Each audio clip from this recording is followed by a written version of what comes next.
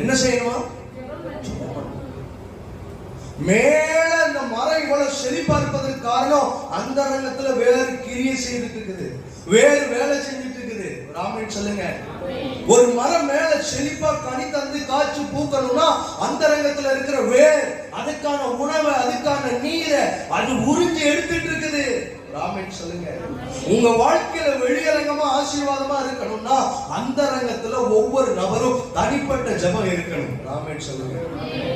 ஜெபம்னா என்னங்கிற மாதிரி இருக்கு உங்களை பார்க்கணும். நல்ல சொல்லுங்க. நீங்க உங்களை பார்த்து ஒரு கேள்வி கேட்கணும், ஒரு நாளைக்கு எத்தனை மணி நேரம் ஜெபம் பண்றீங்க? தனிமையா ஆண்டவருடைய சமூகத்துல எவ்வளவு நேரம் நெருங்கி பேசுறீங்க? ஆனா ஆண்டவர் கற்றுக் கொடுத்தது என்ன? அந்த ரங்கத்துல என்ன செய்யும்? ஜெபம். மனுஷங்கிட்ட போய் நீ கண்ணீர் வடிக்கிறத காட்டிலும், மனுஷங்கிட்ட போய் உன் பிரச்சனையை சொல்றதை காட்டிலும் பைபிள் அழகா சொல்லுது, அந்த ரங்கத்துல பார்க்கிற பிதாவை நோக்கி என்ன செய்? அவர் வெளியரங்கமா என்ன செய்யறாராம்? நிற்கிறார்.